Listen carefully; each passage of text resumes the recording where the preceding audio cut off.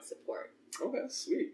Okay, so another question that I get often is, it's not as much of a thing now, but gluten-free.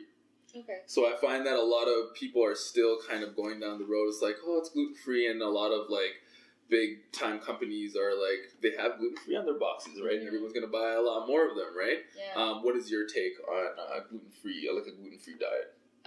As a fad, as a trend, I'm not a fan of the fact that you just look at the label gluten-free and you think you can assume that it's healthy, because that's not the case. Okay. Gluten is just a protein that you find in certain grains that are really difficult to digest for a lot of humans. So a lot of people have trouble breaking down this protein, and as a result, when they can't break it down, it causes a lot of GI problems in their bodies that manifests itself in other symptoms like eczema or even rosacea in your skin, or just gassiness, constipation, things like that.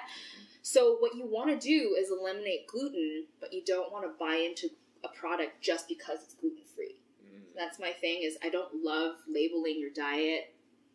I don't eat gluten very often, but I wouldn't say I'm gluten-free because there's still some things that you eat. That's very restrictive, and it also doesn't mean that I'm healthy. Just because you're gluten-free doesn't mean you're eating well, treating yourself well. Because there's obviously going to be, you can obviously eat bad things that are gluten-free, right? Yeah, you can get gluten-free cookies that are full of sugar and additives and preservatives. You can, Rice Krispies are gluten-free. Oreos aren't gluten-free. That's a lie. Rice Krispies definitely are. Okay. Yeah. So, I mean, it's just a label. I would do your research. Like, I definitely think there are merits to cutting out gluten in your diet. That's why I do it. Like I said, a lot of people can't digest it. Mm-hmm. And also the way that our wheat is raised in North America, like a lot of it is GMO'd.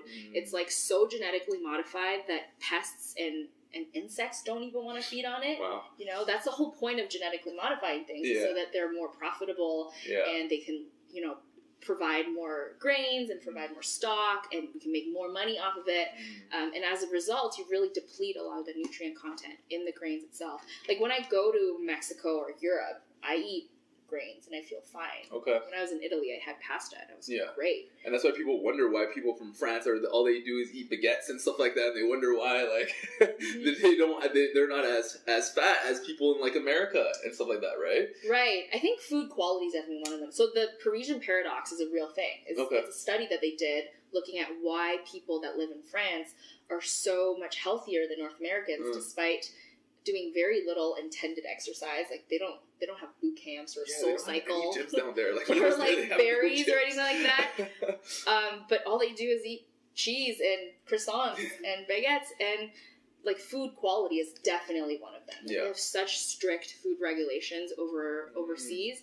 And the other thing I think is stress management. Okay. So something that is also not food related to nutrition, but has such a large impact on your food choices. For sure. Yeah. Okay. So like they get like super long lunch breaks. They actually sit down and chew their food and eat their meals. They're not on their phones while they're eating. Yeah. Interesting. Okay. It is interesting. The Parisian, what did you call that? The Parisian Paradox, or the French Paradox. Good to know.